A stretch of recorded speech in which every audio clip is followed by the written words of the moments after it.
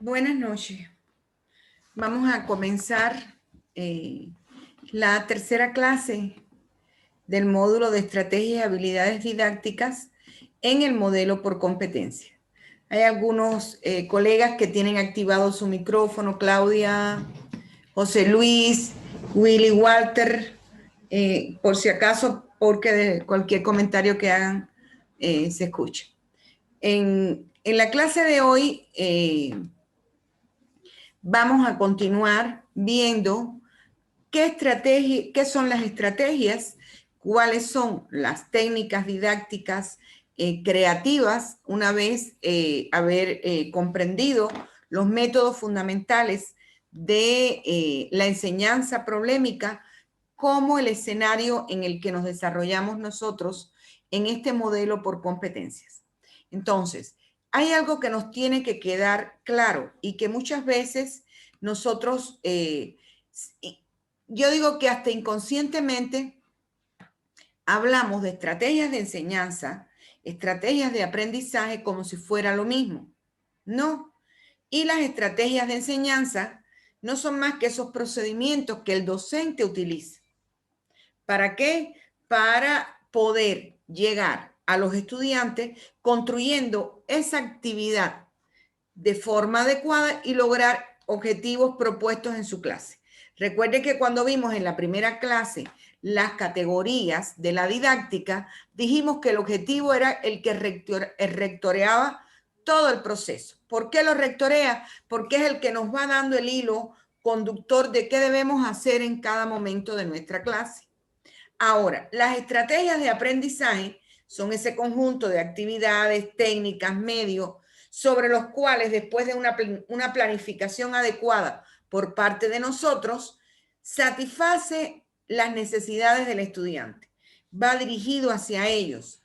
Es lo que nos facilita la adquisición de los conocimientos y, por supuesto, hace más factible, más rápido este proceso de aprendizaje. ¿Por qué les comento esto? Porque en la academia, a veces, y lo hemos visto, recuerden que en la primera clase decía, ¿cuál es el error de esta diapositiva? ¿Dónde está el error de esta diapositiva? Y es que aparecía el proceso de enseñanza, aprendizaje.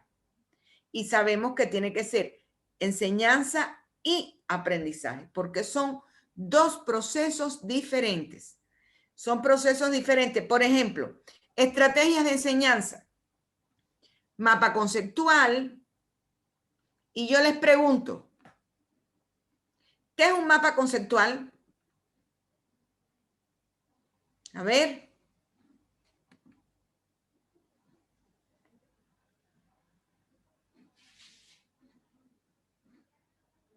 ¿Qué es un mapa conceptual?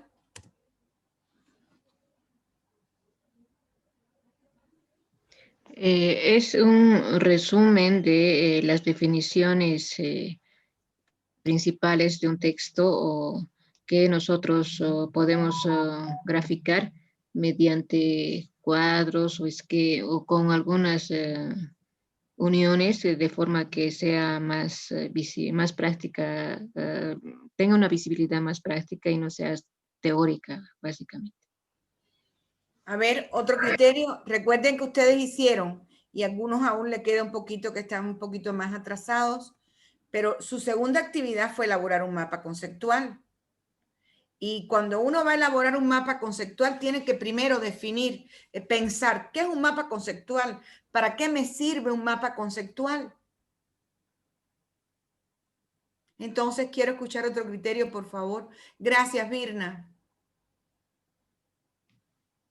Otro criterio. Recuerden que ustedes son maestros igual que yo. Así que no tengan pena. Es más, si se equivocan, mejor.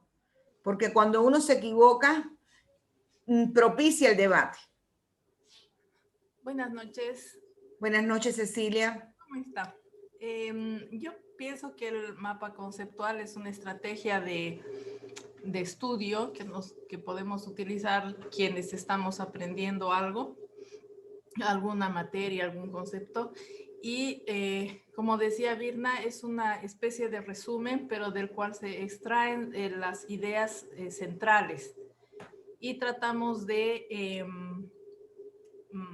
focalizarlas en conceptos muy pequeños para que de esa manera accedamos a lo esencial del contenido que estamos trabajando y podamos plasmarlo en un esquema en base a categorías y ordenar según su criterio según el criterio de importancia que nos parezca, de tal manera que podemos extraer la síntesis mayor del contenido que estamos viendo de una manera muy resumida, de alguna manera, ¿no? Muy escueta. Así es. Señores, los mapas conceptuales, de hecho, se convierten hasta en una guía, por eso es una estrategia de enseñanza, porque te permiten organizar de una manera coherente todos los conceptos, jerarquizar cuál es el más importante y de ahí cuáles se derivan.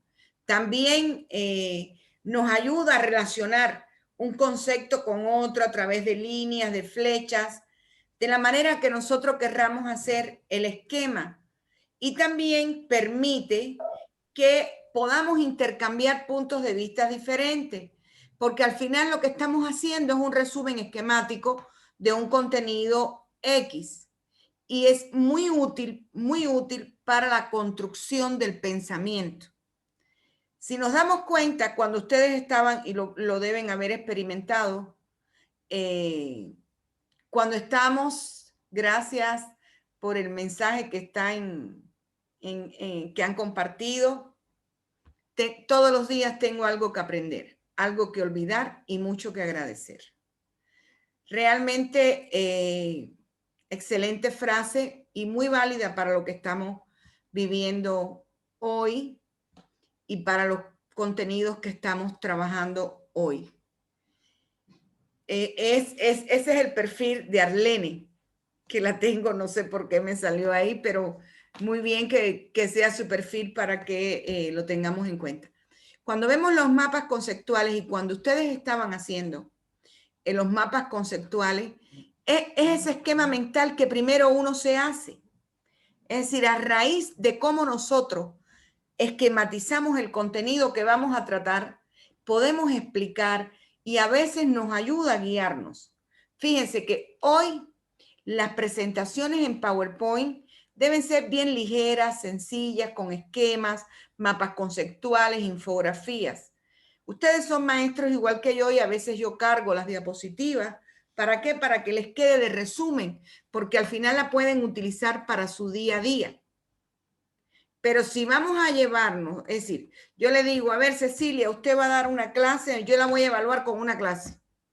Cecilia nos va a presentar un contenido, ¿cómo? Con 3 diapositivas, porque puede presentar una infografía, puede presentar un pensamiento y puede presentar un mapa conceptual. Y con eso Cecilia da una clase. Porque es algo que te permite desarrollar el pensamiento lógico, te permite desarrollar el pensamiento creativo. ¿O no le sucedió eso cuando estaba? Algunos me escribían, no me da el link, ese enlace no me sirve, pero lo estoy haciendo con otro. En el fondo yo me alegré mucho, porque es una muestra de que estaban buscando la manera de hacer un mapa conceptual diferente al que hacíamos antes en una pizarra. Por tanto, sin querer nos estamos insertando en el uso necesario de las nuevas tecnologías, de las aplicaciones que tenemos a la mano que nos facilitan el trabajo. Y finalmente sí nos facilitan el trabajo. También dentro de las estrategias, por ejemplo, de enseñanza, están los resúmenes. ¿Cuántas veces? Por ejemplo, cuando yo les digo hagan un resumen, la habilidad que se evalúa cuando usted orienta un resumen, la competencia que usted evalúa es precisamente la síntesis, saber sintetizar. Porque si no sabemos sintetizar, estamos repitiendo lo mismo. Y es interesante, por ejemplo, los estudiantes que están hoy haciendo monografía, a veces, no, doctora, yo no copié. Sí copió. Y le busco por el software antiplagio. Esto lo copia. Es que uno se va viciando con lo que está leyendo. Y el resumen es algo que tiene que tener uno claro, porque es lo que te permite organizar las ideas desde tu punto de vista. ¿A partir de qué? A partir de tus conocimientos, a partir de tu experiencia, que es algo bien importante para este proceso de enseñanza, sobre todo virtual, ¿no? Entonces, otra de las estrategias pueden ser las ilustraciones, las infografías. ¿Y cómo vemos las estrategias de aprendizaje? Las estrategias de aprendizaje a través del aprendizaje basado en proyectos, del aprendizaje basado en problemas, de la organización de este proceso, de esa repetición parcial, acumulada, simple, que estamos haciendo todo el tiempo en nuestras aulas. Pero ¿qué papel desempeña el lenguaje? Pregunto. Y ahora que veo a todos con sus cámaras apagadas, quisiera verlos de maestro y que sus alumnos no enciendan la cámara. No les va a gustar.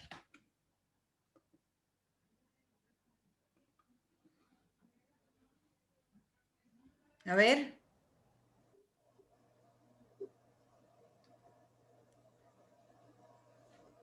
Gracias, Virna, por encender su cámara. Gracias, Cecilia. ¿Qué importancia tiene el lenguaje, la expresión, la palabra en este proceso de definición de estrategias creativas? No vamos a hacer una apología sobre esto, solamente a partir de su experiencia, un comentario. ¿Qué cree Néstor? A ver, por ejemplo, Néstor, ¿qué usted cree?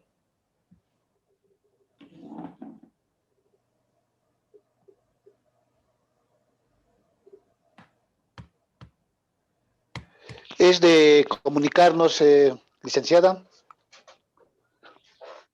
Exacto, la comunicación es parte de este proceso. ¿Cómo debe ser la comunicación? Tenemos que tener una comunicación asertiva, donde lo fundamental es el respeto. Pero ¿qué le da la entonación y el lenguaje corporal donde queda? Cuando se trabaja con niños, con adolescentes, más importante aún, porque cuando uno es adulto, es un poco que sabe controlar las emociones. Yo digo a veces que los que trabajan con niños son más honestos, más sinceros, porque se tienen que mover en ese medio, porque los niños no saben mentir en su gran mayoría. Y uno llega el momento en que se adapta a eso. A veces decimos, los niños son crueles.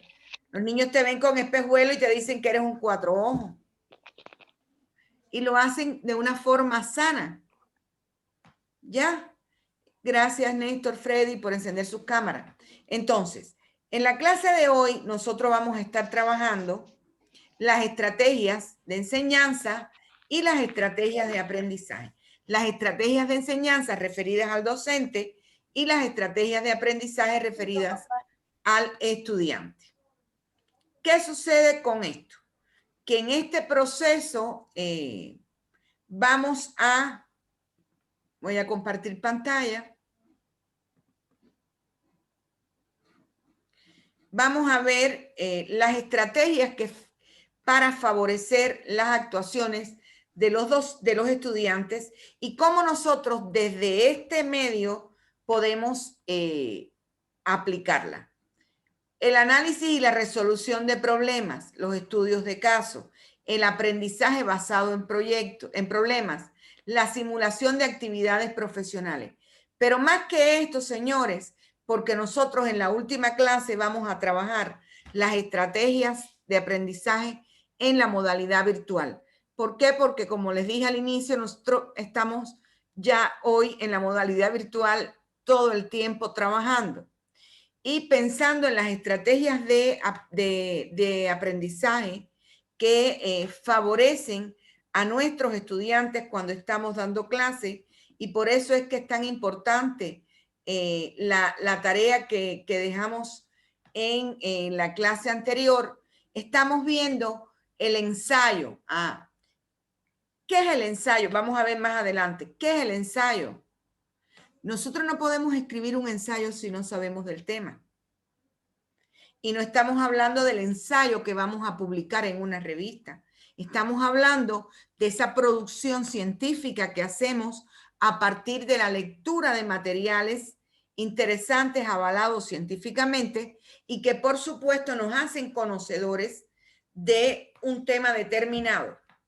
Es aquella producción que no tiene prácticamente referencias, porque se supone que usted domina el tema. El método de proyectos, resúmenes, elaboración de artículos, mapas mentales, mapas y redes conceptuales, entrevistas, los paneles, el taller reflexivo, el aprendizaje basado en problemas, seminarios, investigación, informe de lecturas, relatorías, debates, juegos de roles, simulación de proceso. Pero hay otras estrategias didácticas que nosotros vamos a ver en la clase de hoy y que hacemos, pero a veces ni siquiera nos sabemos el nombre. Es decir, cómo nosotros podemos ver qué estrategias activas podemos utilizar que nos garantice, por supuesto, este proceso. Yo quiero, antes de avanzar a ver precisamente cuáles son las estrategias, compartirles un video para que es un video de 6 minutos para que lo tengamos como referencia, ¿sí? Para comprender exactamente la diferencia entre estrategias de enseñanza y estrategias de aprendizaje. Por supuesto, cuando termine la clase, como siempre, yo les mando los enlaces porque estos videos les pueden servir. Si al final estamos todos trabajando por lo mismo, por dar una educación de calidad. Y como decía, yo tenía un colega cuando daba clase en un doctorado en México. Él decía, hay gente que se piensa porque él quería que le compartieran varios materiales y algunas personas no querían compartirlo. Hay alguien que se piensa que el conocimiento es de él, y el conocimiento es universal, el conocimiento es de todos. Porque esto mismo que yo estoy haciendo y buscando, rescatando un video, todos ustedes lo pueden hacer. Pero si ya yo lo encontré, ¿por qué me voy a quedar? Les comparto el enlace, porque ustedes pueden compartir otro que sea mucho más interesante y yo también lo voy a disfrutar. Entonces, ese es el sentido de la educación desde la modalidad virtual, que intercambiemos y compartamos.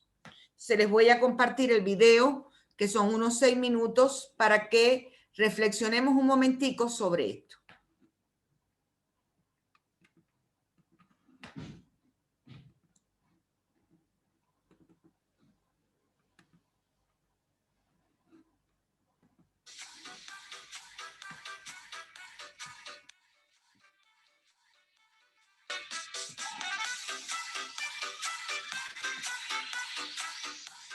Vamos a definir lo que son las estrategias de enseñanza con las estrategias de aprendizaje. Más adelante revisaremos a qué se le llama estrategias didácticas. De acuerdo a Frida Díaz Barriga, las estrategias de enseñanza son procedimientos que el docente utiliza en forma reflexiva y flexible para promover el logro de aprendizajes significativos en los alumnos. Las estrategias pueden incluirse antes, durante o después de un contenido curricular específico, ya sea en un texto o en la dinámica del trabajo docente.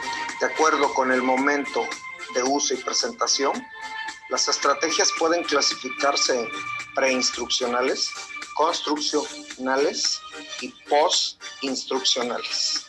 Las estrategias de aprendizaje están establecidas que son procedimientos que un alumno emplea en forma consciente, controlada e intencional como instrumentos flexibles para aprender significativamente y solucionar problemas. Los recursos didácticos o materiales didácticos son un conjunto de materiales que facilitan la realización del proceso de enseñanza-aprendizaje. Estos contribuyen a que los estudiantes logren el dominio de un contenido determinado y por lo tanto el acceso a la información, la adquisición de habilidades, destrezas y estrategias, como también a la formación de actitudes y valores. Como docentes, debemos saber que no todo lo que enseñamos es aprendido por nuestros alumnos. Además, es muy frecuente encontrar que lo que para nosotros es claro, para otros no lo es. Muchas veces ocurre que nuestros alumnos no reconocen la importancia o el valor de determinados saberes que queremos que aprendan, y no todos los alumnos comprenden lo mismo ni al mismo tiempo. Se debe considerar que una de las metas de cada docente es facilitar la comprensión en los alumnos. Solo quien comprende puede fundamentar su práctica, transferir lo que aprende en el marco educativo y resolver las situaciones que se presentan. Comprender es construir un nuevo conocimiento a partir de todo lo que se sabe. Es explicar con las propias palabras, formular preguntas, utilizar ejemplos, comparar, contrastar, generalizar, etc. Un alumno comprende cuando puede integrar correctamente lo que sabe con las nuevas situaciones. Por ello es importante propiciar y crear oportunidades que permitan transferir los aprendizajes a contextos diferentes. Los recursos didácticos serán elegidos o elaborados tomando en cuenta la secuencia didáctica del módulo y las características concretas de la clase que se esté preparando. De la secuencia didáctica se pueden extraer la descripción de la actividad y de ahí la función que se espera que cumpla el recurso didáctico, las capacidades a desarrollar. Sin embargo, cuando se realiza la planificación de clases se debe considerar que se puede enfrentar con un grupo de alumnos con características particulares y diferentes a los de cualquier otro grupo. El contexto real en el que se desarrollan las actividades de la secuencia didáctica, aula, taller, fábrica, laboratorio, etc. El mismo docente con sus características, su historia como trabajador, con preferencias por un tipo de lenguaje, de recurso, etc. Por lo anterior, se deberá seleccionar o elaborar los recursos didácticos que combinen de la mejor manera con los siguientes criterios. La función del material debe ser contextuada en la secuencia didáctica. Las capacidades a desarrollar y los contenidos articulados en función de estas capacidades. Lo que sabemos de los alumnos, sus intereses, conocimientos previos, estilos de aprender, etc. El contexto del desarrollo, el contexto en el que se desarrolla la clase, los estilos de enseñanza y las estrategias didácticas que quiera o esté dispuesto a desarrollar. Las funciones que desarrollan los recursos didácticos son proporcionar información al alumno, una guía para los aprendizajes, nos ayudan a ejercitar las habilidades, despiertan la motivación, la impulsan y crean un interés hacia el contenido del mismo. La evaluación nos permite revisar los conocimientos de los alumnos en cada momento, ya que normalmente suele contener una serie de cuestiones sobre las que queremos que el alumno reflexione. Y nos proporcionan un entorno para la expresión del alumno. Los recursos didácticos se definen en 3 apartados de manera muy específica. 1. Los materiales convencionales, como impresos, tableros, textos, materiales manipulativos, juegos, materiales de laboratorio, etcétera, etcétera. Los materiales audiovisuales, imágenes fijas, proyectadas, fotos, diapositivas, materiales sonoros, discos, programas de radio, videos, películas, programas de televisión y las nuevas tecnologías, donde podemos encontrar los juegos educativos, videojuegos, multimedia, enciclopedias, animaciones, simulaciones interactivas, páginas web, blogs, wikis, webquests, correo electrónico, chats, foros, cursos online e interactivos.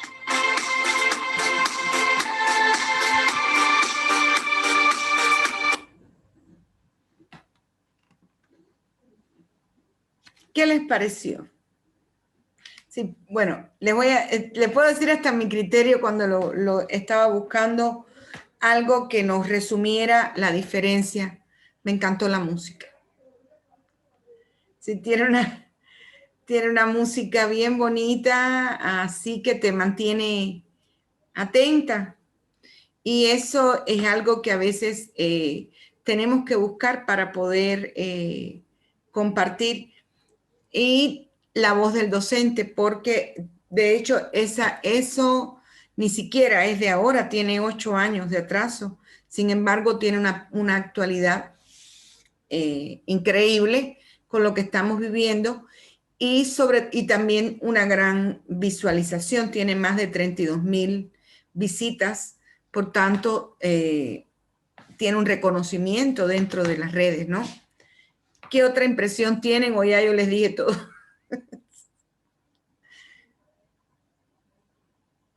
A ver, Doctora, Freddy. yo creo que es muy descartable esto de lo que es el fondo armónico, lo podría llamar. En música lo llamamos así. Yo soy de la especialidad de educación musical. Particularmente yo las lecturas lo hago con música, ¿no? Entonces, es una forma y una estrategia didáctica, lo podría llamar, poner música y a la vez estudiarlo. Yo creo que es una experiencia que se está implementando, se ha implementado y hace mucho también, y es interesante, ¿no? Y así buscar otras estrategias más. Gracias. De hecho, en la psicología, para ejercicios de concentración, para que uno realice ejercicios de concentración, te dicen que escuches música porque te obliga a concentrarte y la música es lo que te va reduciendo el espacio y te tengas que concentrar en la actividad que quieres desarrollar. Bueno, siguiendo esta lógica, y el porqué de esta presentación precisamente es eso, viendo cómo nosotros tenemos que saber diferenciar qué es una estrategia de aprendizaje y qué es una estrategia de enseñanza. Y dentro de esto tenemos que ver cuáles son las estrategias motivacionales, ¿no? En esa fase preparatoria, cómo nosotros logramos motivar, activar la enseñanza, las expectativas del alumno, inducir al estudiante a ese nuevo contenido que queremos trabajar o a profundizar en ese contenido que ya ellos conocen. Durante el desarrollo, ¿cómo lo vemos? En el desarrollo de la clase, ¿qué tenemos que hacer? Apoyarlos, estimularlos, favorecer la atención. Por eso es que constantemente les insisto en que enciendan su cámara y al finalizar el proceso, tratar de dar esa visión del contenido, pero relacionado con todo lo que tenemos, lo que hemos tratado. Es bien importante en este modelo de formación por competencia que nosotros como maestros a pesar de que el estudiante es el centro del proceso, pero estemos liderando, estemos acompañándolo, no dejemos al estudiante solo. No tiene sentido que ahora yo les diga, para la próxima clase todos van a traer una ponencia y van a exponer. Bueno, y si ustedes hacen eso, ¿qué hago yo? Sí, es una actividad bonita. Ah, pero ¿cómo? Donde el maestro todo el tiempo intervenga, donde el maestro vaya conduciendo lo que está diciendo el alumno para lograr el cumplimiento de los objetivos.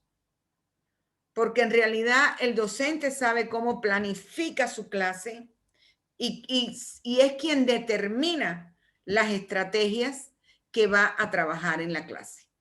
¿Ya? Entonces, en este proceso, nosotros tenemos que tener claro cada uno de estos aspectos para poder lograr ese aprendizaje colaborativo que no puede ser aplicado siempre, que no es nuevo, que debe ir combinando formas de enseñanza, y eso lo vamos a vivir en el próximo 2021, ya ahí bien cerquita, donde vamos a tener que combinar lo presencial con lo virtual. Y también nos va ayudando a avanzar. Por eso es que tenemos que poder entender cada cosa que hacemos. Ahora yo estoy hablando con ustedes y a la vez estoy pensando, yo di esto porque yo estoy trabajando este módulo con 3 grupos a la vez y hay algunos que se me adelantan porque son más lentos Es decir, que no participan, otros se me atrasan y no sé. Cuando estaba hablando así me doy cuenta, ¿será que yo di esto? Pero bueno, entonces, nosotros, ¿qué vamos a hacer para determinar qué estrategia vamos a usar? Y esto quiero que le pongan atención. Voy a compartir pantalla. A ver, cuando nosotros en las técnicas didácticas tenemos que tener claro qué cosa, precisamente cuál vamos a utilizar. ¿Cuándo definimos eso? Cuando estamos planificando nuestra clase. Depende de qué, del proceso y de las competencias que querramos desarrollar. Si usted lo que quiere es un resumen, entonces en función de eso es que determina qué técnica didáctica va a usar, de las características del estudiante, porque no todos los estudiantes, no todos los grupos son iguales. Hay estudiantes que son más callados, hay grupos que interactúan mejor en equipo, hay grupos que son más proactivos, y entonces uno tiene que determinar qué técnica va a usar en dependencia del grupo que tenga, del enfoque teórico que se tenga del programa educativo. A ver, no es lo mismo dar una clase de química que una clase de historia, que una clase de música. Sí, en función de eso es que usted desarrolla las competencias en sus estudiantes. ¿Ya? Del tipo de modalidad educativa que se está llevando a cabo. Permiso un momentico.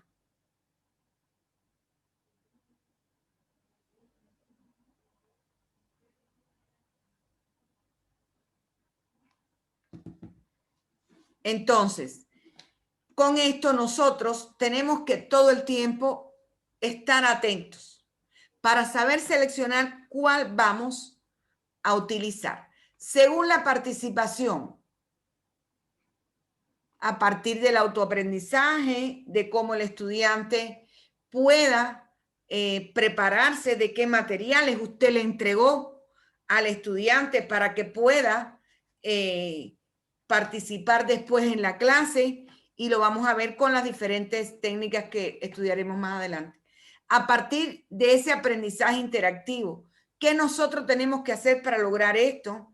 Del aprendizaje colaborativo, y todo depende de la cantidad de personas que se involucren en el aprendizaje. Y según su alcance, por ejemplo, y lo vamos a ver en la próxima clase, si nosotros utilizamos el aprendizaje basado en proyectos, no lo podemos hacer en una clase.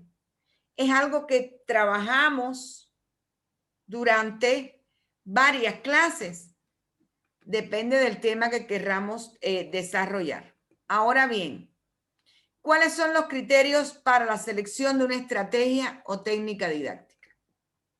La variedad, la adecuación, la significación, la claridad en la intención, la adecuación de las características y condiciones del grupo, el conocimiento y dominio de los procedimientos y la adecuada inserción del ejercicio en la planificación, en la planeación de la clase. Y con esto les pregunto, cuando ustedes van a planificar la clase, ¿tienen en cuenta todo esto? ¿O es algo que tenemos que rescatar?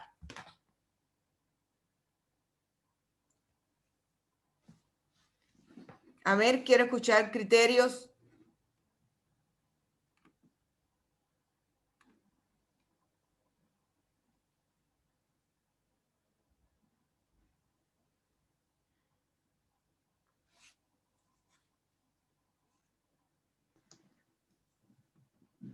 Son muy silenciosos. Sí, yo. Virna también está con el micrófono. Sí. Bueno, yo creo que siempre tomamos en cuenta estos criterios a la hora de planificar. Probablemente no todos al mismo tiempo, sí, unos con mayor énfasis que otros, como dicen, en dependencia del grupo con el que estamos, del tema que tenemos, del objetivo que tenemos. Pero yo creo que sí, se van incorporando en nuestra planificación. Gracias, Cecilia.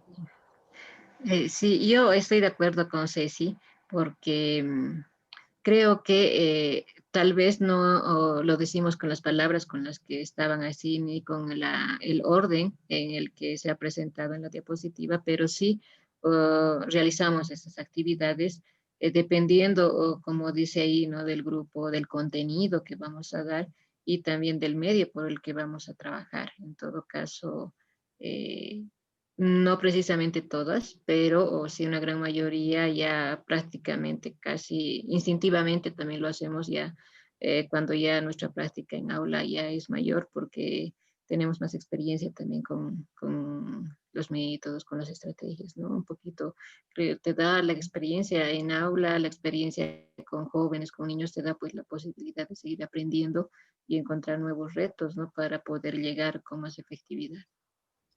Muchas gracias. Doctora, Freddy. yo creo, ¿no? La planificación está por delante, ¿no? Sobre todo. Y a base de eso, yo creo, va los recursos que vamos a utilizar, ¿no? Por ejemplo, en estos últimos días de pandemia, que podríamos decir, se ha utilizado mucho las herramientas tecnológicas, ¿no? El Zoom, por ejemplo. Mi persona, por ejemplo, tuvo que explorar haciendo videos tutoriales con Filmora, Camtasia, Scream, Customatic, y en mi programa, en el área, por ejemplo, finales, Sibelius, o sea, son recursos que a la final se han vuelto algo didáctico, algo, no sé, de mucha importancia, ¿no? Para poder implementar en la educación. Bien, y lo admiro porque tiene ahí unos diablillos Doctora, gritando. A ver, ¿quién pidió la palabra? doctora, ¿se puede hablar? Sí, José Luis, por supuesto. ¿Cómo está, doctora? Un saludo cordial y revolucionario de Santa Cruz. Igual saludo a mi coleguita. Doctorita, yo estaba leyendo el material bibliográfico que usted nos proporcionó. Interesantísimo los conceptos, todos ya lo llevamos la mayoría nosotros. Pero nuestra ley no está por competencia, está por objetivos holísticos. Y pretender que el 2021 cambien una ley de objetivo holístico a competencia, yo de verdad que lo dudo mucho. Y el plantear, digamos, yo siempre en todos los talleres que he dado, yo siempre le he dicho, no es solamente buscar estrategias metodológicas, motivacionales y tecnológicas y ponerlo donde sea. Nosotros tenemos una estructura metodológica y nuestra estructura metodológica tiene momentos metodológicos que debemos seguir. Ahora, dentro de esos momentos metodológicos que vamos a seguir, vamos a utilizar esos recursos que nos ha brindado la bibliografía, que como decía el colega que me antecedió, nosotros podemos mejorarlo eso, porque yo lo he visto un poco antiguito a nuestra realidad, a nuestro contexto y peor aún con la pandemia que estamos pasando. Entonces, todos esos recursos que nos han sugerido los libros, las revistas, se puede ir mejorando, pero colocando en los momentos metodológicos que nos plantea nuestra ley, pues, ¿no? Pero vuelvo a decir, he trabajado en educación superior y no hay por parte del ministerio, ni en educación superior, ni en la universidad pedagógica, ni en la normal competencia. Hay objetivo holístico. Solamente eso, pero interesantísimo, sí, ¿no? El tener otra visión, por eso me gusta agarrar los cursos a mí, el tener otra visionalidad. Yo siempre lo pongo a Semmelman, no solamente es mirar a un solo lado, ¿no ve? Tengo que mirar varios panoramas, interesante, ¿no? El trabajar por competencia, que casi, leyendo el concepto, casi se asemeja a lo que se pretende con el modelo. Gracias, doctora. No, gracias a usted, José Luis. Sucede algo, señores. El modelo educativo en Bolivia es el modelo educativo sociocomunitario productivo que rige la ley 070. Pero el modelo pedagógico es el modelo por competencias. Si no estamos hablando del modelo educativo, estamos hablando del modelo pedagógico. Y para eso tenemos que diferenciar. Sí. Hay varios autores que trabajan eso. ¿Por qué? Porque tiende a confundirse y a utilizarse como si fueran sinónimos. Y la ley 070 te habla de objetivos holísticos. Pero como usted decía, finalmente, si leemos qué es un objetivo, leemos qué es una competencia y leemos qué es una habilidad, prácticamente lo mismo. Porque los objetivos se definen como habilidades.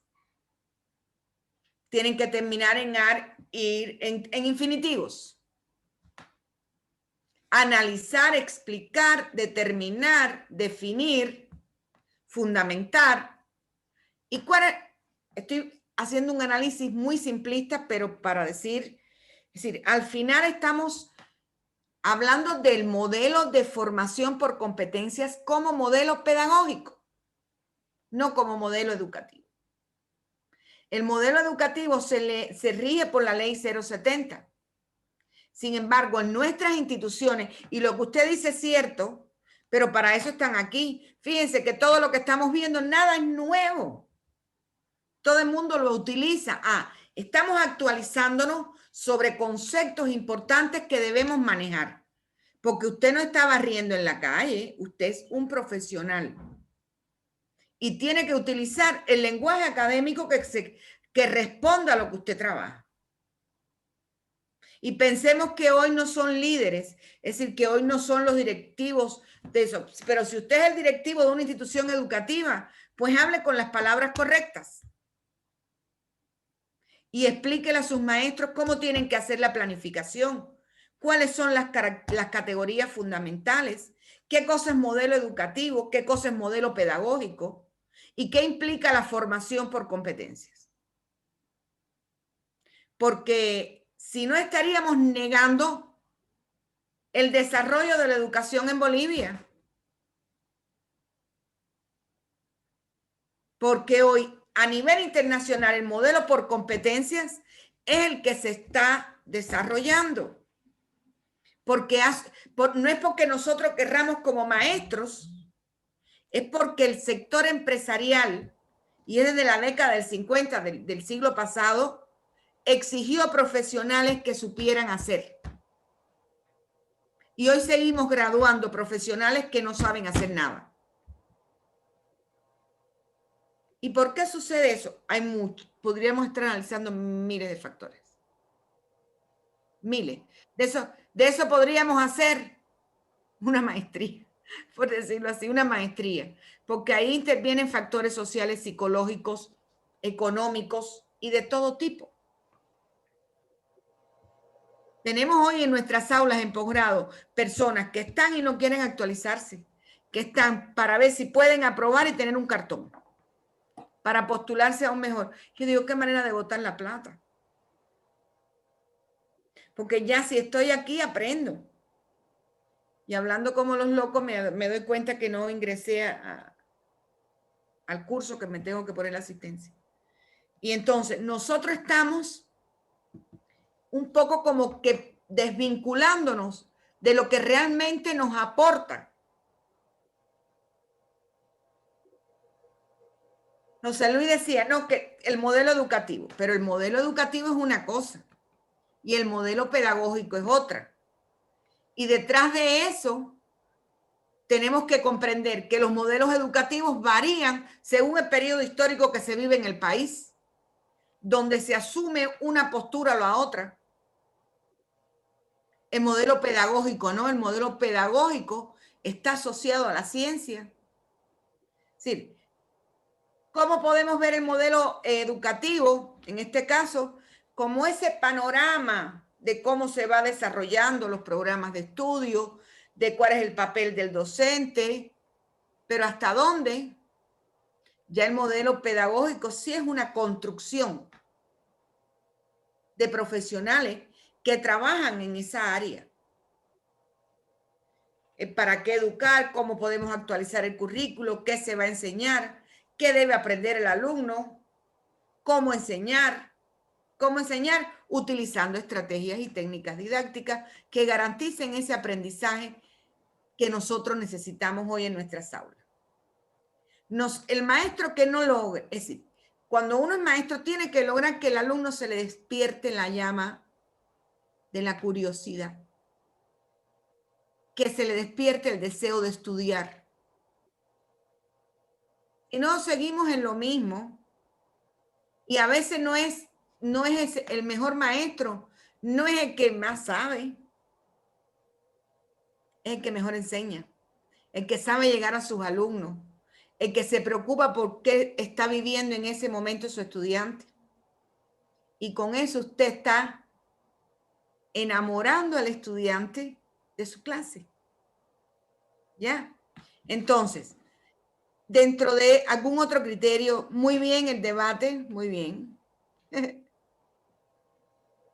Yo creo que igual en el modelo educativo también se trabajan las competencias. A la hora de evaluar tenemos el saber, el ser, el hacer, el decidir, que corresponden de repente con otro matiz, pero está encajando en las mismas competencias del conocimiento, del hacer, la práctica, ¿no?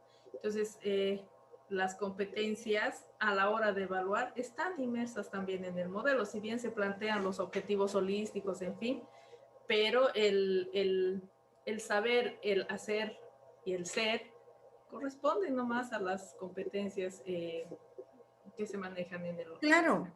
Claro, Cecilia, si el modelo educativo es el modelo sociocomunitario productivo, con un enfoque descolonizador, con una metodología descolonizadora, que lo que hace es rescatar esto, rescatar el saber hacer, no solo el saber conocer. ¿Para qué? Para que formemos personas que transformen realmente la realidad. Y es que en el modelo educativo, miren, señores, el modelo educativo, la ley 070 por la que nos regimos, usted la lee, se queda enamorada de ella, lo que desgraciadamente la práctica se distancia de la ley. Pero la ley es una ley que tiene una lógica y que tiene intencionalidad de la transformación, que es lo que se quiere lograr. Por ejemplo, hablamos de metodología descolonizadora y casi todos los que escriben sobre eso son de Estados Unidos, de Holanda y de nuestros pueblos no. Bueno, aquí en Bolivia sí hay autores que han trabajado esa temática. Pero la mayoría de nuestros pueblos no tiene investigadores sobre el tema. ¿Por qué una persona que no vive nuestra realidad nos impone una metodología descolonizadora si no sabe nuestra realidad? Entonces, eso es algo que es preocupante y que en la academia boliviana, es decir, yo creo que los maestros son el corazón del proceso de transformación de la sociedad. Porque desde que son niños, nosotros somos los que de una manera u otra vamos formando a los médicos, a los ingenieros, a los otros maestros, a todos. Entonces, ¿cómo el maestro no se va a capacitar? ¿Cómo el maestro no se va a actualizar? ¿Ya? La palabra, Sí, por bien, favor. sí. Bien, rescatando pues todas las ideas del debate, creo también fundamental que sería bueno revisar cómo está la educación superior, porque si bien es cierto que la ley trabaja muchísimo, o nuestro modelo, nos estamos rigiendo desde las planificaciones, el desarrollo en aula, en todo este proceso por nuestra ley 070, hay un quiebre cuando se llega a la universidad, porque las universidades no están precisamente enmarcadas específicamente dentro del modelo. O no, por lo menos las universidades en las que yo he visto sus contenidos curriculares, su trabajo, pues no tienen, digamos que hay una ruptura, hay un divorcio entre la propuesta educativa con la que manejamos, con la que se maneja secundaria particularmente, y el salto que dan los estudiantes a la universidad. Dependiendo de la universidad también, y de la excelencia académica que quieran tener las universidades en sus propuestas, pues sus modelos pedagógicos tienden a trabajar lo que es las competencias. leído de varias de ellas sus propuestas académicas y precisamente creo que la confusión que sucede aquí es que muchas veces pensamos que nuestro modelo, así como usted lo dijo, sí es excelente la ley, yo también. ¿Quién no va a querer una ley en la que todos seamos cooperadores, en la que quisiéramos manejar el vivir bien, pero no mejor que el otro, sino vivir bien todos? En fin, la filosofía de la ley es buenísima, pero la llevada a la práctica hace que a veces que cuando nosotros nos estamos fijando mucho que en la práctica o en salir a ver alguna otra cosa, pues los contenidos específicos más científicos también que se pueda llevar, pues se van dejando de lado. Cuando el estudiante sale del colegio, va a la universidad, que es la primera crítica que nos hacen, que no saben nada, que no les han enseñado mucho porque se aplazan hasta en los preuniversitarios. Y ahí no es que el estudiante sea el flojo, sino somos nosotros quienes no los hemos capacitado. Pero el salto específico aquí es precisamente esta etapa en que la ley creo que se está llevando adelante y se está cumpliendo como un modelo educativo en los colegios, pero en las universidades yo francamente no he visto una que tal vez lo hay, por supuesto, no he hecho una visión exhaustiva de todo Bolivia, pero no hay una que esté llevando el mismo modelo con los mismos momentos pedagógicos y demás, y en las clases, en las planificaciones, en realidad probablemente deben ser las escuelas de maestros, pero en las otras universidades, ¿no? Y creo que ahí también hay una confusión, pero estoy absolutamente de acuerdo que las competencias están siempre inmersas, prácticamente implícitas dentro de cualquier modelo educativo, porque no hay más, o sea, eso es lo que tenemos que tender, ¿no? A lograr en los estudiantes cuando queremos excelencia académica. Así es, muchas gracias, Vina. Y muy bien que usted haya tocado esto, porque nos queda mucho por hacer. Y yo también coincido que con usted en eso. Por ejemplo, cuando yo llegué acá a Bolivia, que se hablaba de las competencias, donde primero trabajé fue en la Universidad Pedagógica de Sucre.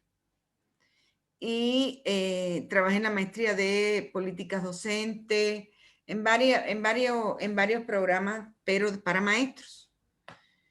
Y eso, cuando ya me fui que trabajé en otras universidades, me chocaba, porque el diseño curricular ni siquiera era el enfoque tan distanciado de lo que significa el modelo de formación por competencia.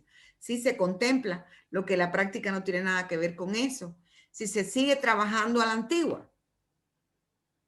Y por eso yo digo, el maestro tiene que saber en la universidad que tú estás trabajando con un estudiante que no cayó de otro planeta, que viene de tu mismo país, del mismo sistema educativo, y que tú tienes que darle continuidad a ese proceso para que el estudiante no sienta que se fracturó su vida estudiantil. Porque tenemos de todos en las aulas. Hay algunos que no le importa, le vale un pito que no lo aprueben o que lo aprueben, pero tenemos una gran cantidad de personas, de jóvenes, que quieren aprender. Yo he tenido estudiantes muy buenos en la EMI, excelentes, súper preocupados, y otros que son un poquito medio de eso, pero la mayoría han sido buenos. Y he trabajado en otras universidades y es un gusto ver cómo ya estaban en el 5º semestre y se están graduando en universidades privadas, en la pública, y veo que depende también de la labor del maestro. No se puede ir al aula para ganarse los 5 pesos y retirarse. Cuando usted va al aula, cuando yo lo sentí así, es honesto, tengo que ser honesta. Si yo trabajaba en la Domingo Sabio y yo sentía que mucha gente, como se contrata por módulo, porque era modular. Muchas personas dan su clase y listo, chao. Quieren otro módulo, pero no están pensando en cómo pueden darle seguimiento a ese estudiante para que ese mes en el cual tú trabajas con ellos les sea productivo, aprendan a hacer cosas. Y ese es el trabajo de la formación por competencia, que uno trabaje con ellos, pero que le dé ese acompañamiento que es tan necesario. Entonces hay una ruptura Y también depende, por eso depende no solo del modelo pedagógico, sino de las personas que están en el modelo. Que a veces es doloroso decirlo, pero usted ve a un maestro de primaria, de secundaria, con una entrega para que sus estudiantes aprendan, podemos tener un día malo, pero con una dedicación, y ya el de la universidad un poco que piensa que ya él que se va solo. Y no es así. Los jóvenes también necesitan acompañamiento. Y no es paternalismo, es acompañamiento para que no siente esa ruptura, como usted dice, cuando entran a la universidad. Y no es culpar al maestro de la primaria, de la secundaria, ni del preuniversitario. Si de verdad se trabajara con el modelo pedagógico de formación por competencia en todos los niveles, no tendríamos ese problema. Es doloroso, pero es nuestra realidad hoy, y ustedes son líderes en este proceso porque se están formando. Ni siquiera formando, se están actualizando, porque formados están todos. Entonces, siguiendo la lógica de lo que estamos viendo, creo que es muy bueno tener claro qué es lo que queremos hacer y cómo lo vamos a hacer, porque no tiene sentido para nadie que empecemos a tirar piedras. Ahora, todos los maestros nos tenemos que hacer varias preguntas cuando vamos a determinar qué técnica didáctica voy a usar. Por ejemplo, ¿de qué manera se da el aprendizaje en las personas que tengo a mi cargo? En todos los grupos no se te da el aprendizaje igual. En algunos es más lento, en otros es más rápido. ¿Cómo adecuar el contenido de la materia a los intereses y necesidades de los estudiantes? ¿Cómo organizar al grupo de tal manera que todos los participantes se comprometan con el logro de su aprendizaje? ¿Cómo motivar? ¿Cómo motivar? Esas preguntas nos las tenemos que hacer. ¿Con qué criterios planteo la programación de las evaluaciones en mi curso? ¿Cómo realizar la integración de la teoría y la práctica? ¿De qué manera entonces el estudiante, a partir de una materia específica, va a cuestionarse la realidad en que vive e interactuar con ella? Todas estas preguntas nosotros nos tenemos que hacer. ¿Para qué? Para poder comprender cuáles son las principales técnicas didácticas que vamos a usar. Porque, y piensen con la experiencia que tienen, llegan a un grupo a este curso y no tiene nada que ver con el que dieron el año pasado. Y estás en la misma escuela y estás en la misma zona. Y los niños son diferentes, los padres son diferentes. Entonces, Laura dice, en primaria se logra detectar las competencias de los estudiantes. Claudia, su micrófono, por favor. De los estudiantes, pues ellos son muy espontáneos y hay maneras de apoyar las habilidades de cada estudiante fortaleciendo las inteligencias múltiples. Pero eso depende de la observación y dedicación del docente. Por Doctorita, supuesto. A ver.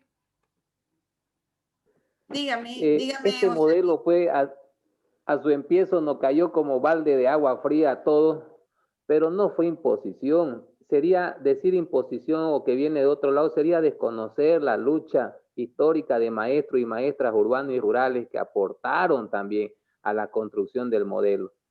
Entonces el modelo lo hemos elaborado entre todos. Decía la colega, el fundamento filosófico de este modelo es el vivir bien, pero no lo entendemos. A veces lo hablamos por hablar nomás. Para entender qué es el vivir bien, yo siempre le he recomendado a Fernando Guanacuni una diferencia espacial entre vivir bien y vivir mejor, lo que él explica ahí. Entonces, el desconocimiento a esto es lo que ha hecho que casi fracase este modelo. Lo que usted dice, conozcamos todas las estrategias, las técnicas y metodologías. Ejemplo, en la práctica. En la competencia empieza por la enseñanza y luego el aprendizaje. Usted dice cómo vincular la teoría con la práctica. Mientras que este modelo nos lo plantea lo volcado.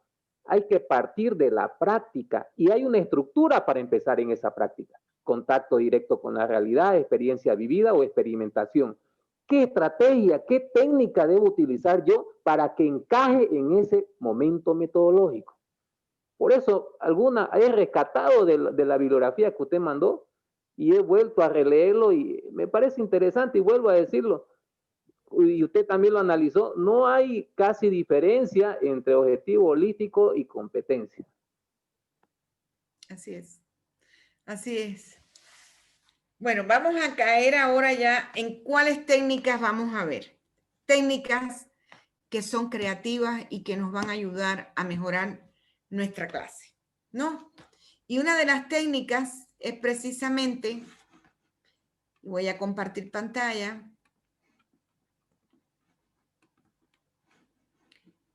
el Congreso.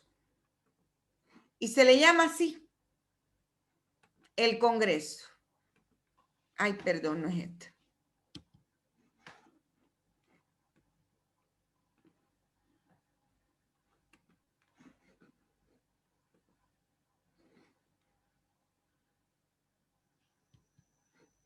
Y vuelvo de nuevo y no sé qué estoy haciendo. El Congreso es una de las técnicas didácticas que usamos. Es una reunión menos especializada que el simposio, más extensa en duración y en número de participantes, cuando está dirigido por un presidente y un secretario. Y si pensamos en esto, ¿qué cosa es?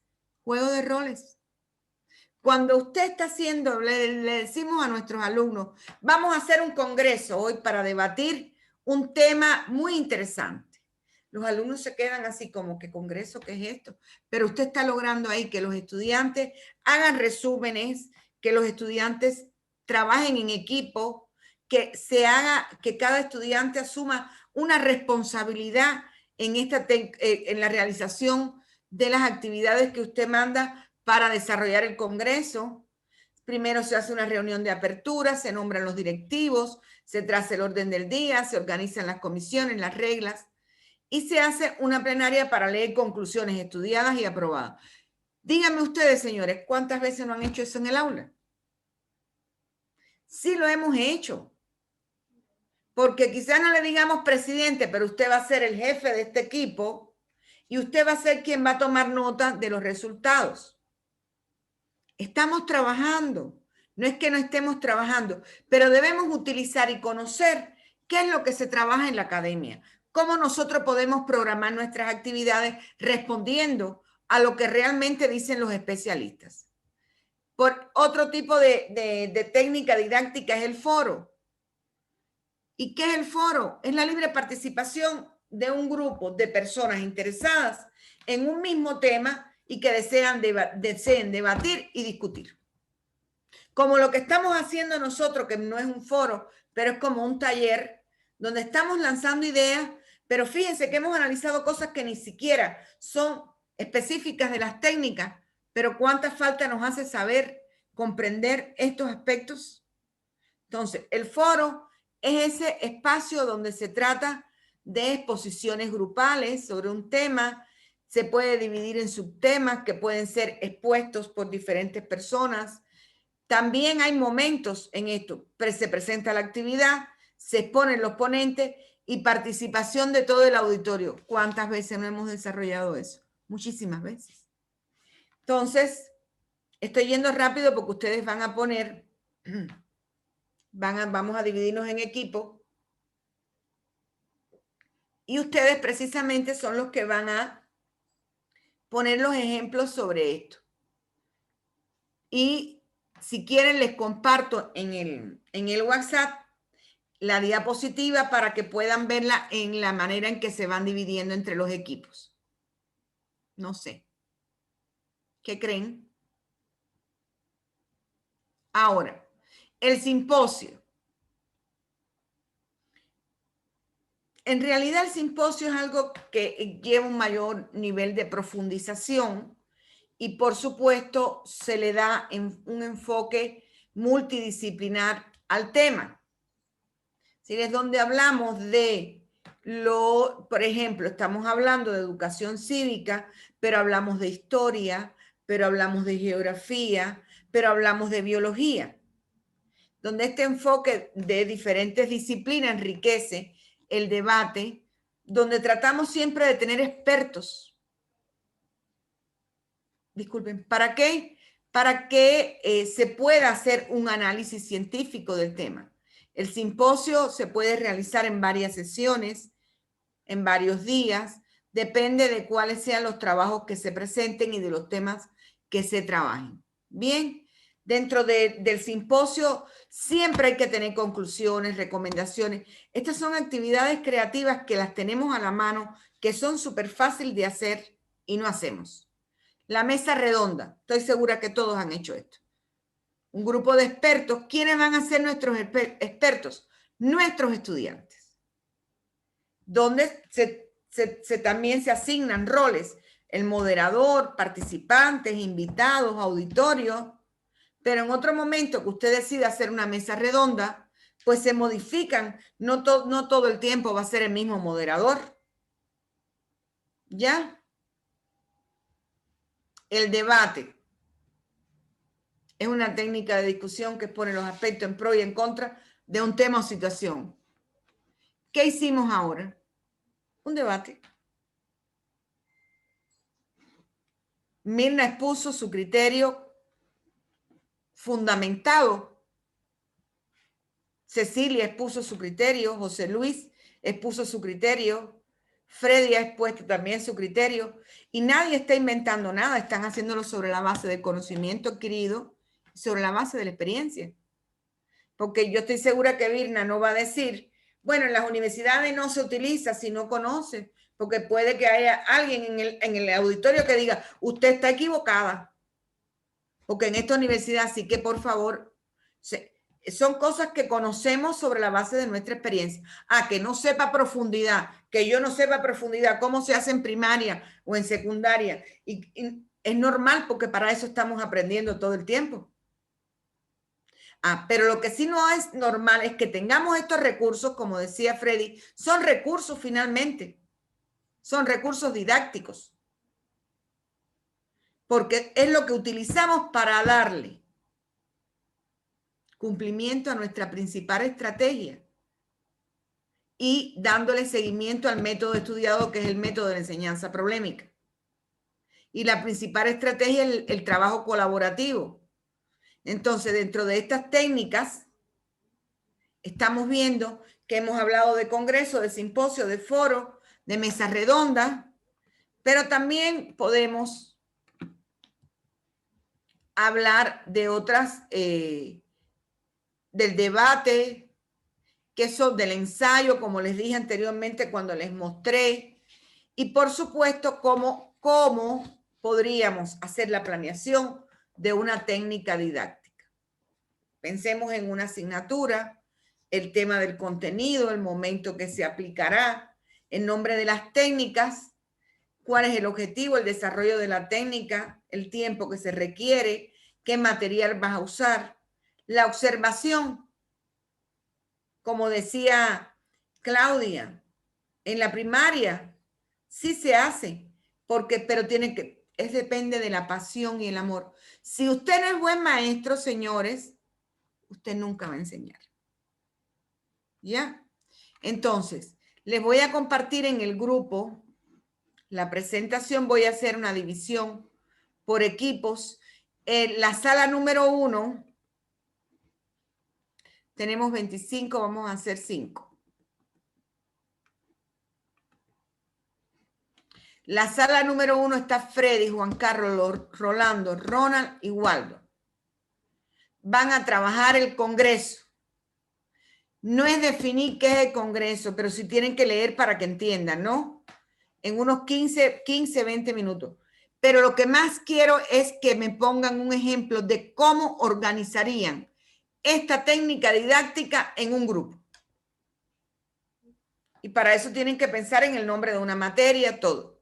Sala número 2. Tengo a Cecilia, José Luis, Juan Carlos, Magali, Omar Rocha. ¿Ya? Va a trabajar el foro. Perdón, doctorita, que José Luis, ahí gracias, por favor. Altamirano. Muchas gracias. Va a trabajar el foro. Sala número 3, Félix Luna, José Luis Valderrama, Reinaldo, René Luis Valeriano, Víctor Crespo. Va a trabajar el simposio. Sala número 4, Jerónimo Flores, Susana Cóndori, Willy Walter, Wilmer Sabino, Jimena Díaz. Va a trabajar la mesa redonda. Y la sala número 5, Claudia, Néstor Castañeta, Richard y Virna van a trabajar el debate. Les voy a compartir para que ustedes tengan acceso al WhatsApp la presentación, ¿ya? Y puedan, pero lo más importante es que hagan una búsqueda. ¿Entendieron la actividad que quiero? Y miren, un momento les voy a poner en...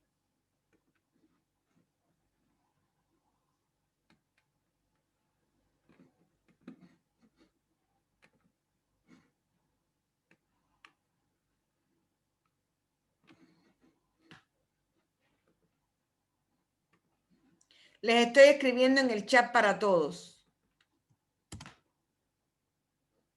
Ay, disculpen. Les mandé de nuevo el enlace. Por Dios.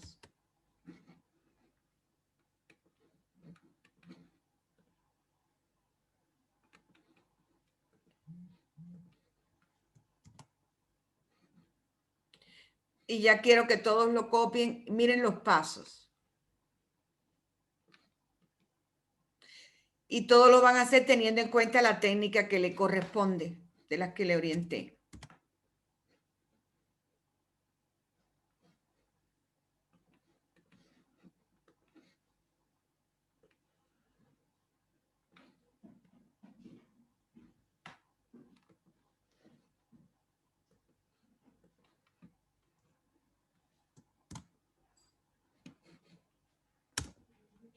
Ahí tienen todas las recomendaciones para hacer el trabajo por equipo. ¿Ya? Entonces los voy a separar ya. Estaré yendo por la sala. Todos tienen que ingresar a su sala, señores. No veo a nadie entrando a su sala. Omar ya entró a su sala, la sala 2. Jimena, Wilmer entraron, Jerónimo. A ver, en la sala 1, nada más que me falta Rolando, Ronald, Waldor.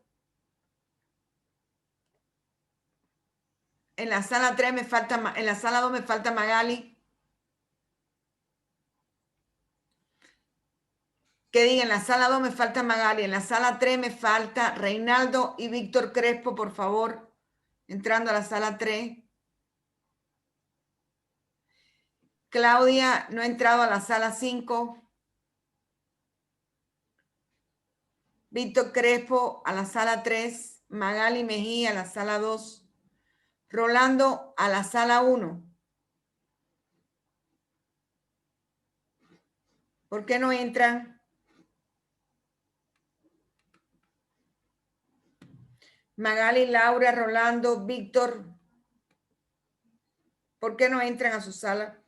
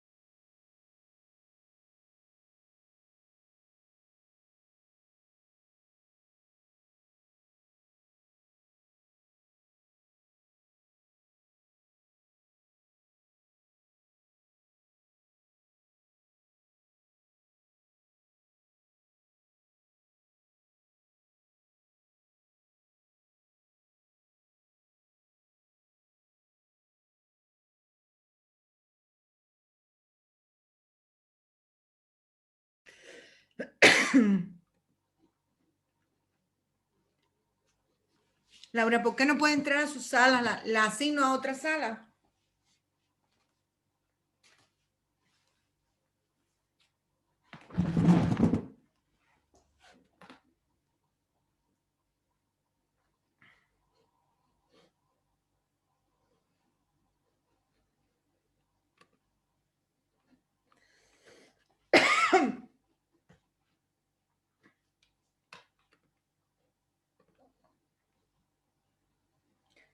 Laura, entra a la sala 5, Rolando a la sala 4.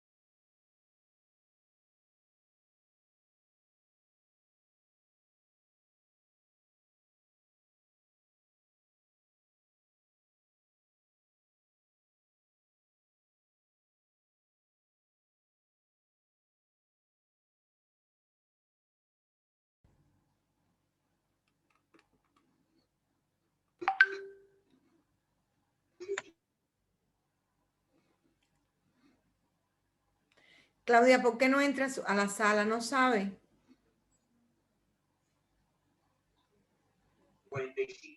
Liz, ¿Qué pasó? ¿No saben? Rolando, a ver, no se escucha. A ver, Rolando, ¿por qué se salió de la sala?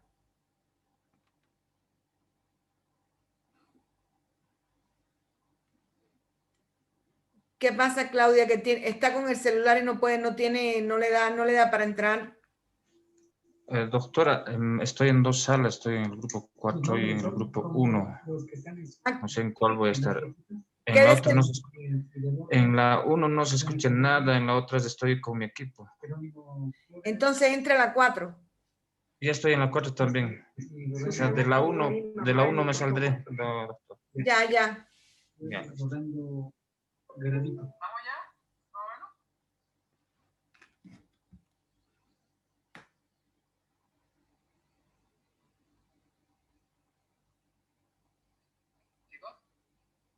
Sí, yo creo que sí. ¿Sí? Ok. ¿Hay algunos grupos alguno de los grupos que quiera contar cómo les fue? ¿Cómo fue su experiencia?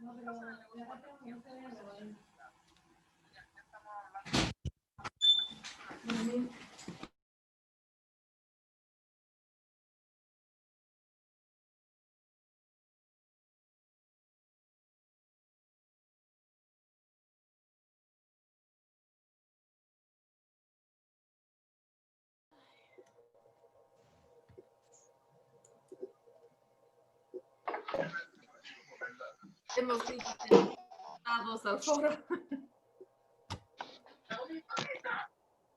No. Nos pisó el tiempo, doctora. Oigan, no es que es que se va mi hija para Cuba y tengo que llevarla al aeropuerto también. Y ustedes están contra el reloj, yo también, y el día 24 me voy yo. Ay.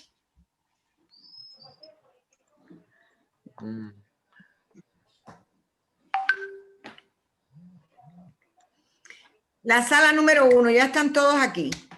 Bueno, hubo 2 estudiantes que no pudieron entrar porque a veces cuando tienen el celular se les dificulta la opción para entrar. ¿Ya? Yo los vi trabajando, menos a la sala número 1, estaban silenciosos, pero supongo que estaban trabajando. La sala número 1, ¿quién va a ser el representante? ¿Quién es el moderador o el presidente? Depende, porque van a hablar del Congreso. Doctorita, tendría que darnos unos 2 minutitos más para cerrar nuestro trabajo. Nos hemos quedado, nos falta para terminar. Queremos hacer un trabajito en diapositiva. No sé si es posible. Pero hijo, pero si llevan 20 minutos sueltos ahí. Pero hemos empezado a discutir, pues doctora, y cuando uno discute empiezan a surgir también diferentes ideas para aportar. A ver, la sala número 2. Sí, estamos con las sugerencias de la sala número 2, doctorita. Ah, la sala número 1, el Congreso. Que comience. Bueno, doctora, prácticamente a nosotros nos tocó la sala número 1, que es el Congreso. Prácticamente, bueno, estábamos haciendo un debate y nos faltó el tiempo ya para organizar nuestra diapositiva y todo eso ya. Creo que algunos colegas igual no están, la señal está un poquito... Entonces, señores, porque no quiero que esto se quede inconcluso, porque esto que estamos viendo lo van a hacer en sus aulas. Digo, yo lo veo como algo, como recursos que podemos usar, como técnicas que podemos usar para variar un poco lo que hacemos a diario. No sé qué creen ustedes. ¿Qué cree usted, Birna? Bueno, a nosotros nos tocó el debate y sí hemos intentado cumplir los pasos que se requerían. No lo tenemos en PowerPoint, pero tenemos no, pero, en Word. A ver, porque pensando en esto, para que todos tengan una buena evaluación, le podría programar la actividad evaluativa en grupos, porque ya ustedes saben cuáles son los miembros del equipo, y subirían la actividad a plataforma, sí, para que, como dice Birna, porque cuando yo entré al equipo de Birna, que estaba debatiendo ahí, sin embargo, Claudia, por ejemplo, que no pudo entrar ahora, y la puedo asignar a la sala 5, y Claudia baja a la sala 5 para que trabajes con Néstor, Richard y Birna. De acuerdo, Licen, pero yo soy Laura. Laura. Sí, Licen, muchas gracias.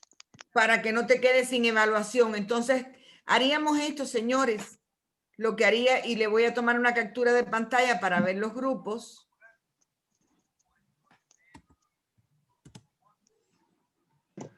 Y lo que voy a programar es la actividad evaluativa. Y así después, cuando comencemos la próxima clase, que de todas maneras ustedes van a trabajar un módulo que es relacionado con la calidad y la evaluación.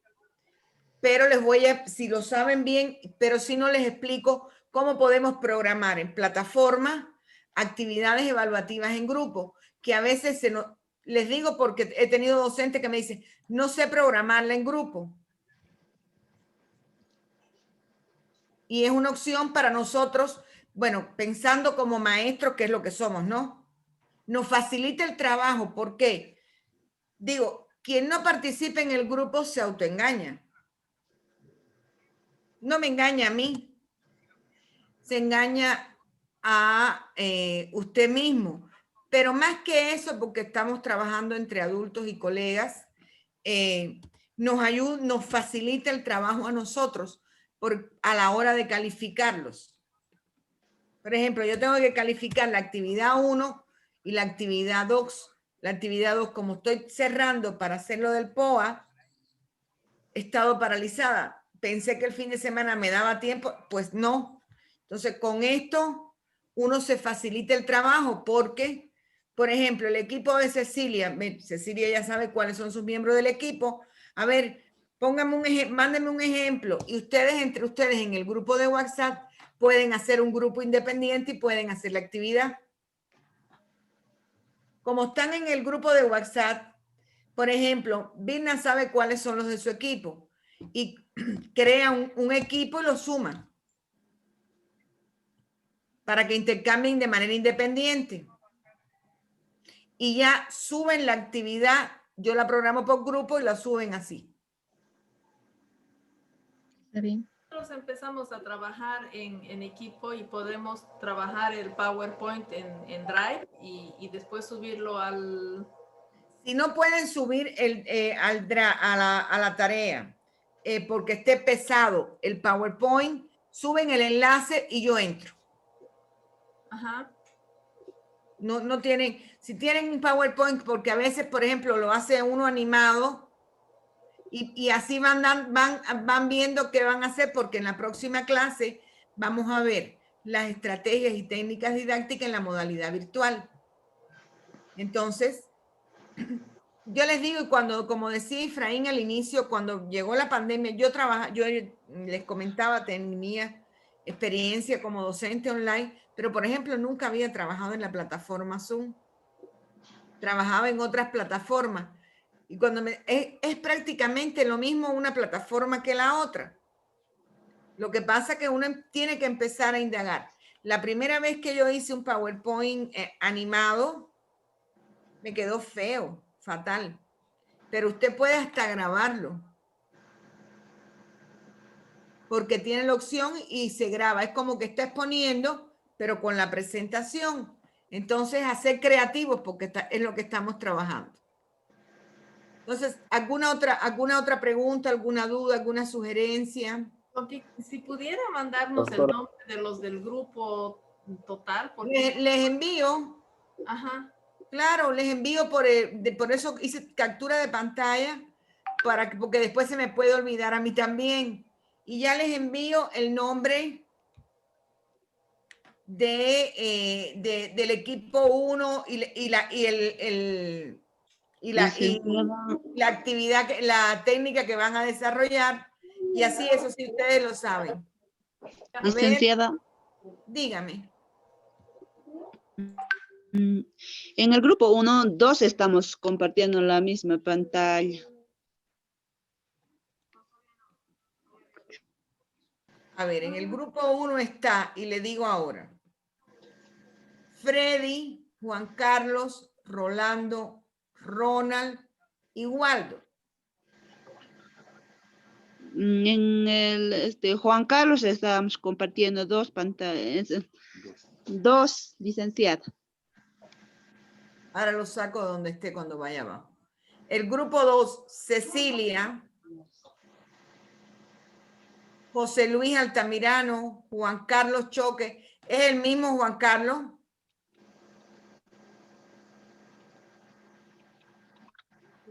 Juan Carlos. Es que entran con 2 equipos y entonces crean esta confusión. Sí, doctora, también estoy en el grupo 1 y en el 4. Es que estoy con mi celular y con mi equipo. No sé en cuál de los dos voy a trabajar. ¿Cuál es tu apellido? ¿Cuál es su apellido? Rolando Garavitos. Y estoy en el 4, Rolando, y en el 1 también.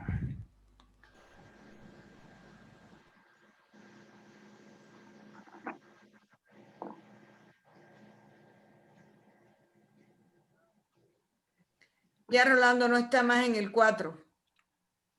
En el grupo 2 está Juan Carlos Choque. En el grupo 2 está Juan Carlos Choque, José Luis Altamirano, Magali y Omar Rocha. Magali, no entró Magali, no. No entró. No sé si está con algún problema técnico. ¿Magali qué? Magali Mejía. La incorporamos al grupo. Al chat del Exacto. grupo y ahí pueden participar. Sí. Los demás Ahora, colegas que no están en la clase hoy, pues no entran a estos grupos. Doctora, mi grupo sería, por ejemplo, mi persona, Freddy, Juan Carlos, Ronald Félix, Waldo Vargas, Rolando Garavito. Así es. Los 5. Ya, doctora, está bien. En la sala 3 está Félix, José Luis Valderrama, Reinaldo, René Luis y Víctor Crespo. En la sala 4, Jerónimo, Susana, Willy Walter y Jimena Díaz. Y en la sala 5 son los menos, que están Néstor, Richard y Birna. Licenciada. Dicen, en la sala 5 también estaba incluida mi persona. Laura. Licenciada.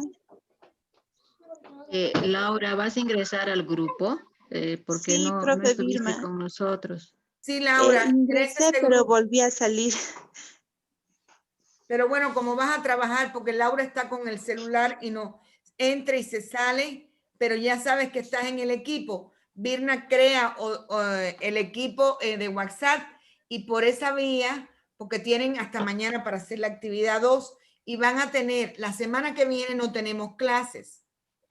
La semana que viene comenzamos un periodo vacacional hasta el día 11. La próxima clase va a ser el día 11 de enero.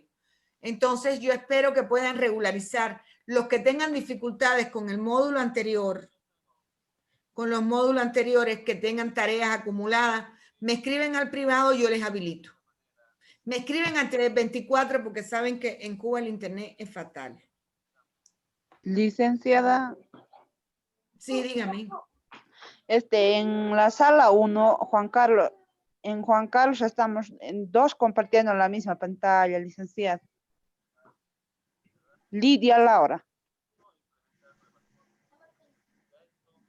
Ya entendí.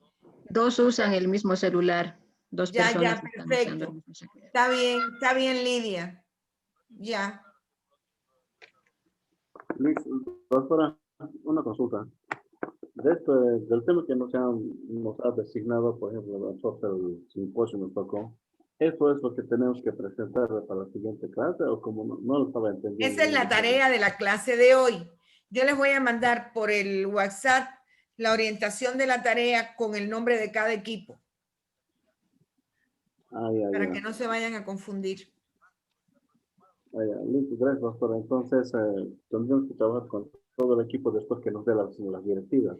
Claro, ustedes crean su equipo de WhatsApp y ya, eso mañana temprano se los mando. Ya, ahorita sería bueno que nos manden la nómina, porque un doctorito ha dictado y no lo he tomado bien en cuenta. Ya, de todas maneras vamos a seguir en contacto, porque lo que quiero es que cuando regresemos el día 11 de enero, que no tengan actividades evaluativas pendientes ni nada, porque después de mi módulo viene otro módulo, pero ya después viene el módulo de monografía y ahí sí tienen arduo trabajo. Para que no tengan acumulada ninguna actividad evaluativa pendiente. ¿Ya? Bueno, señores, les deseo, porque no los veo hasta nuevo año, les deseo, aunque estemos comunicándonos, las mejores cosas. Mucha salud, sobre todo mucha salud, que hay un rebote, parece de nuevo.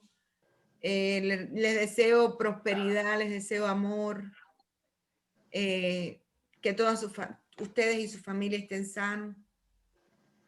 Muchas cosas buenas, todas las cosas buenas de este mundo, que estén tranquilos, en paz, que disfruten de una Navidad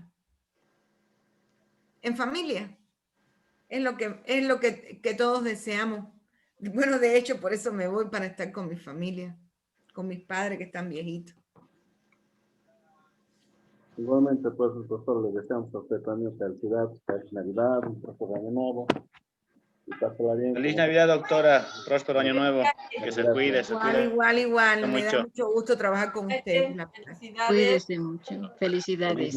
Estaremos escribiendo al grupo para algunos Mucha- detalles. Nos Mucha luz y escribimos vida por para WhatsApp. todos. Mañana les paso todo, pero nos podemos escribir por WhatsApp. Así que, chao, chao, señores.